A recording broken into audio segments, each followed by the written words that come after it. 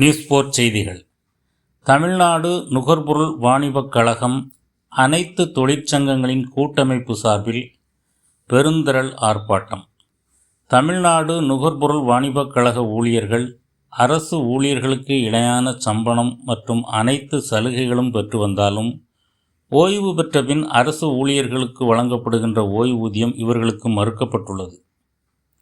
ஒன்றிய அரசின் தவறான கொள்கை முடிவின்படி வருங்கால வைப்பு நிதி சட்டம் 1995 ஓய்வூதிய திட்டம் நடைமுறைப்படுத்தப்பட்டு ஓய்வு பெற்ற தமிழ்நாடு நுகர்பொருள் வாணிபக் கழக ஊழியர்களுக்கு ஓய்வூதியம் அற்ப தொகையாக ரூபாய் 1000 முதல் 2500 வரை மட்டுமே வழங்கப்பட்டு வருகிறது.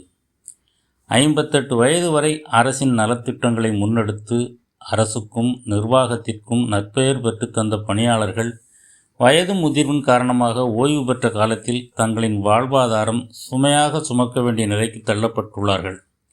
நிகழ்காலத்தில் உள்ள விலைவாசிக்கும் மருத்துவ தேவைகளுக்கும் தற்போது பெறக்கூடிய ஓய்வூதியம் என்பது மலைக்கும் மடுவுக்கும் உள்ள வித்தியாசமாகவே உள்ளது. இதனை அரசுக்கும் நிர்வாகத்தின் கவனத்திற்கும் கொண்டு சேர்க்கும் விதமாக தொழிற்சங்கங்கள் கடந்த 15 ஆண்டு காலமாக பல்வேறு போராட்டங்களை மேற்கொண்டு வந்துள்ளன. மேலும் தமிழக அரசு மற்றும் நிர்வாகத்துடன் பல்வேறு கட்ட பேச்சுவார்த்தையை நடத்தியும் இதுவரை எந்தவித பலனும் இல்லை.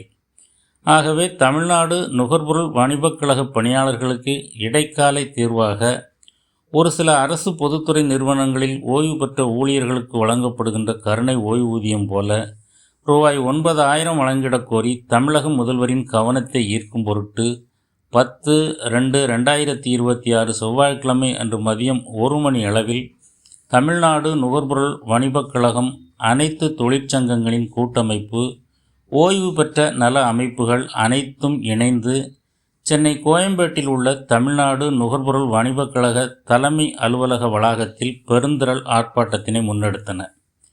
இதில் அனைத்து சங்கங்களிலும் இருந்து 1000க்கும் மேற்பட்டோர் கலந்து கொண்டனர்.